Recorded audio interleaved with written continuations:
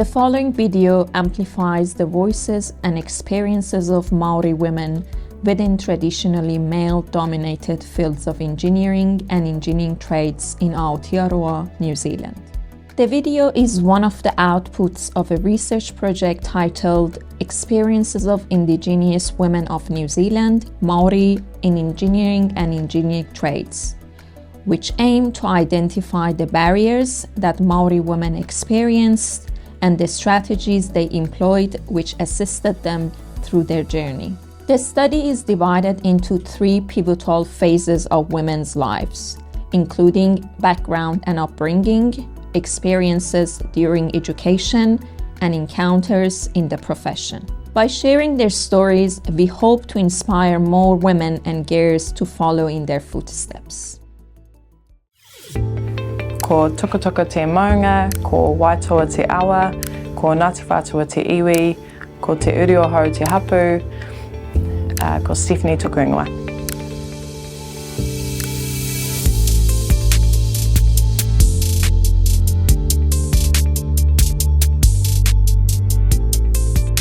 The most recent schooling I had at Timaru Girls High, I never think that industry was mentioned once. I don't remember any of it. I don't remember trades being brought up, design, which is crazy when I look back, because there's hundreds of possibilities with engineering and STEM. There is thousands of different job roles that you could do if you pursue STEM.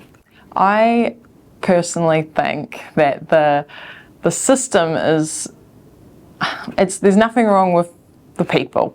I think if there's something that you're interested in or you want to pursue, then you can do it, and it does take a commitment though. So math is one of those subjects that people put in the too hard basket. But if you put the effort in and you sort of do the work, connect in with your peers and work together, then it's a breeze. It actually becomes, it's such an easy thing. It's just like anything else, like English. I think driving a car, there's a time when you didn't know how to do it, you put the work in because you're motivated, and then you can. I don't think it was that appealing in school, but yeah, I think that was a me thing.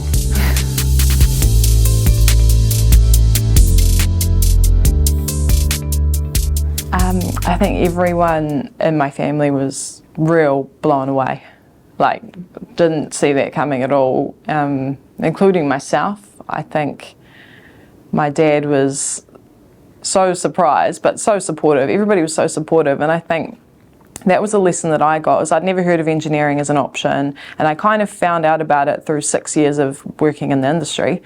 And when I sort of committed in my mind that's what I was going to do, everybody was excited, really excited for me about engineering, and they were like, man, engineering, how'd you choose that? And I was like, I don't know, why didn't any of you guys tell me that this was such a good idea years ago?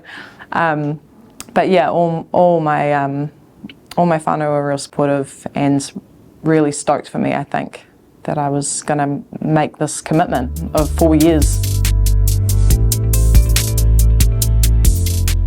So I studied locally. I studied at the Polytech here, so ARA. I actually started off, so this was a sort of adjustment period for me, because when I left high school, I didn't put too much emphasis on my exams or too much effort into the ends of that process.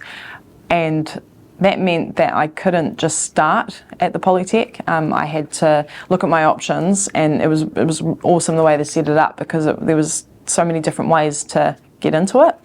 I ended up having to do a summer bridging course, so that was just sort of testing out the sort of STEM aspect, so it was mathematics focused. And then once I passed that, then that enabled me to enter into the diploma program, so a diploma in mechanical engineering, and that went for 2 years. So while I was there, I just had such a great experience of that place. I haven't been to a university, so I can't compare it from my own experiences, but there were so many pros to being at the Polytech in engineering. The class sizes were sort of average. There was about 30 of us, which gave you good access to the tutors, and we formed really strong relationships across the peers, which helped with study. With Te Reo exposure, there wasn't actually a lot of that, so there wasn't, I think there was only two, myself and someone else, who were of Māori heritage in that cohort. And I think that's half of the problem, is that I wish there'd been a lot more. I wish there'd been a lot more diversity, but from that group, there wasn't. And I think I did get in touch with a few across campus, but they weren't in my industry. So it was more opportunistic, just catching up, chatting. I know that ARA is really positive in that space though, and they have a lot of resources and a lot of support for Māori and Pacifica. And I think that was something that stood out to me, that I remember. I guess lack of exposure was an earlier one, but that took me 6 years to figure that out. And financial, that was another massive one. I had to try and figure out how I was going to drop my income, go back to study, and then balance that between paying rent and part-time working. So huge challenge. I was actually lucky enough for part of my study that once you turn 24, I think the government provides a subsidy. That helped me out heaps, and it meant that I could drop the amount of hours that I had to work to support it. But yeah, it was thinking of study as an option wasn't even a thing. I really enjoyed it. I enjoyed the excitement that you get when you finish a problem, or the connections I made with the people in that course was really special, because I think something you don't think about, but everybody that's studying is there for a common goal. It's all about knowledge, it's all about learning, and there's something really special about being bonded in that way. It's like all different cultures, and it doesn't really matter. You're all there just to learn. I was actually working at Rebel Sport in Briscoe's, they're the same company, so we had a lot of opportunity for extra work, and I kind of landed into that because I got a part-time job when I was at high school, and it made sense for me to just stay on. They were quite happy with that arrangement, and I thought this was easy. I didn't have to do much effort for this. And so I kind of did that a couple years, and then I think there was something within me that just wasn't content, or I wasn't happy after a while. When I finally took a step back and just looked where I was at, I didn't really want to do that for the rest of my life, and it had only been a few years. So I was never going to stay there. I just didn't know what I wanted to do or where I was going to go. And that's when I got introduced to construction, basically, and trades, and the world of civil design, mechanical design, and it was another opportunity I just said yes to. So I just had a friend who worked basically, I don't know if you know what a centre pivot is, but so they pretty much were building centre pivots across across Canterbury, and they said if I wanted to give it a go, and I thought there's no harm in that, it's something new, it's different. So I did it, and it was the hardest transition I've ever done in my life because retail was very soft, and wiping the shelf here and there, just chatting basically, and we went from that to the sort of intensified schedule, regime of how to build it. We were basically building these things, and we were doing it really fast, and it was a lot of repetition. So physically I was not prepared and not fit enough to do that, but I stuck it out, and then sort of got into it, got the swing of it, and then I really enjoyed it. And that's when I started getting into operating some machinery and sort of driving things around site and moving things here and there. And then that led me into sort of bigger jobs, and that's how I got involved. Well, that was the first water job I was involved in, and then I moved from there into irrigation schemes, and then that was cool. I moved up from Timaru for that, so that was my first job where I moved away to live sort of on a site. We were staying at the old pub there, and it was such a big irrigation scheme, and our company was in charge of bolting all the headworks together and connecting into the wider irrigation or water network.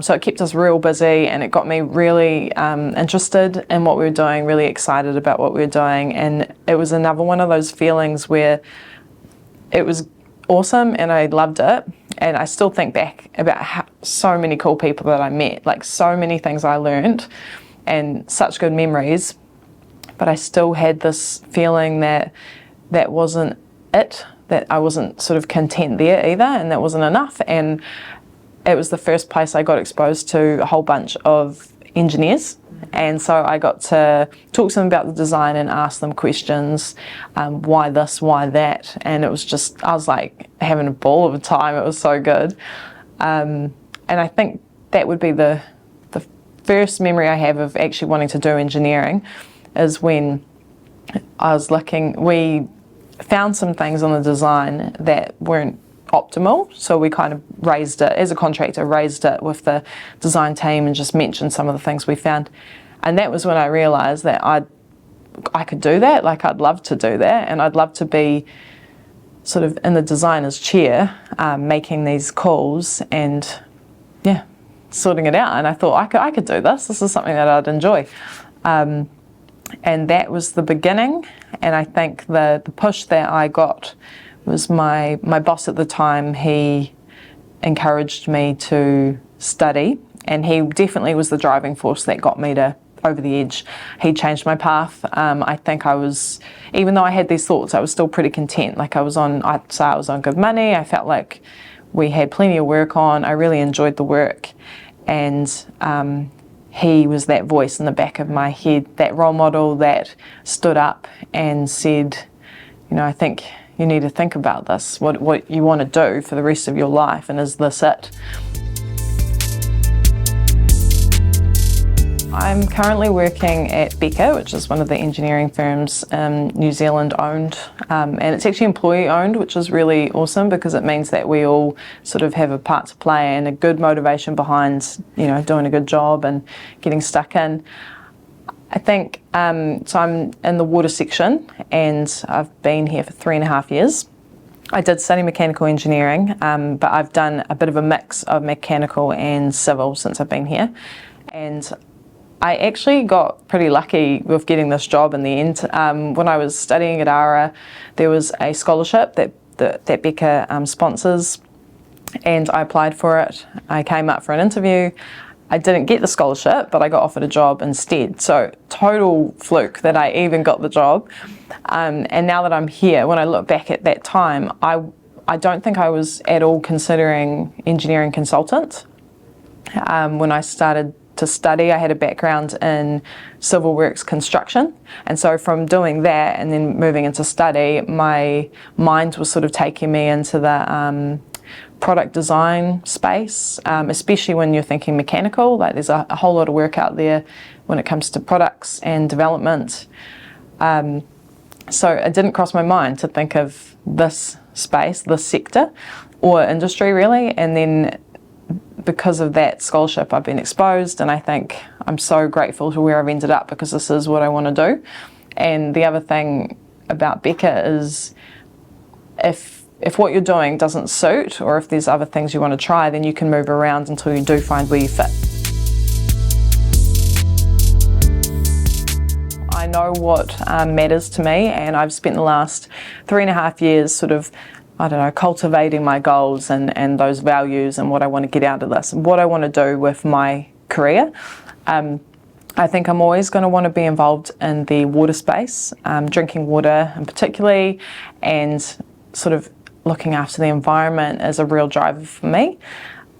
Since I've been here though, I've also been lucky enough to be involved in some of our cultural competency area, and that has been such a journey. It is so amazing to see what this company is doing, and it gives an indication of what's to come, I think going forward, this is going to be a huge point in the industry, huge point in New Zealand's history, and I really want to stay the path and stay involved in that. So we have a group here called Te Kākano He Tōtara, and that is basically just an internal it's a national group, but we have sort of little regional committees, and we're there just to, well, half of it is actually just to connect together so that we can actually get to know each other, Māori or non-Māori, anyone that wants to be involved. It's really important to, I think, get to know people in that space, and you're stronger together, and it's a way to feel at home, like to sort of create this nice little connection. And so we do a lot of work around getting, well, competency. So it's about sharing knowledge, it's about using our wider resources within Becca. So we have a lot of very senior, very knowledgeable people, and it's about tapping into that while we're here and using it for the benefit of the rest of our crew. And I think being an engineering consultancy, one of the things we do often is, well, we're working with clients all the time, and those clients tend to be Crown or regional councils. So we're constantly working with them, and they have a responsibility, or they have an obligation to mana whenua, to pair with them, engage with them, and that's what we're trying to support. So we're trying to work from the inside out to build everybody's knowledge base here, and then we're really keen to connect with the councils. We really want to work with them going forward to create a connection there so we can support them in their journey. I think it's important to note that I've noticed a lot of people are at the beginning of their journey. So we're all kind of starting out together, and it's key that we support each other on that path to get the best outcomes for everyone. Well, in the schools, I think definitely equal opportunities for everyone. I think it should be standardised, there should be a better approach, and all information for all types of learning should be in there. Engineering is so shocking that it wasn't, because it's such a key role in society. It's everywhere. Like I'm working with hundreds of people here alone in one company in one town, and there's, we have 1,000 employees in this company in Auckland in one building, and it's just crazy that was missed. I think a big thing for me now in the industry is to see more and more diversity coming through. I'd love for more Māori women to step up and to consider it for their future. I think it's really important, and I guess my advice on that note would be to reach out, talk to your parents and your uncles and aunties, look for those good role models. So important to just ask the question, because I didn't know anything about it, and you can't know what you're turning down if nobody's telling you the yarn. But engineering is so widely known that even if your whānau don't know heaps about it, they probably know enough to get you off on the right path. I think I'd say there's an obligation to getting more Māori women in the industry. I think, if there's big businesses all over the country saying they're going to make the change, they're doing their best, well, you're never going to know if you're not part of it, and you're never going to be heard if you're not here. I think we have such an opportunity to influence our clients, the council, the Crown, and this is a place where you can make actual change, actual influence. So I think something that's really important to me is the environment. That sounds cliche, but the reason that personally matters to me, selfishly, is I love being outside. I love walking, and we've just moved into a house, so we live in the red zone, which is sad, but it's created this just green corridor all the way through from here to the sea, and I'm really spoilt because I can go for a walk there anytime I like. So after work, every day I pretty much go for a walk. And when I'm hanging around in nature, I feel like it centres me. It's definitely the way I keep balanced, and it kind of gives me that breath of fresh air, keeps me calm. I personally think that New Zealand, and that's a really important part of this country, and we need to look after it. And when I think of my job and what I do spend quite a lot of time on a computer. I think there's a lot of urban living. Everybody's moving to the cities for the jobs, and I don't think that is the true New Zealand. I feel like we are moving away from what's important, and I think when you're in nature, everything is simplified and it's easier. And so looking after the environment is a really big thing for me, and that happens to align with Te Ao Māori views. But I think if you've ever had that, the idea that you want to work in a cool team, if you like the idea of building things, then definitely consider engineering.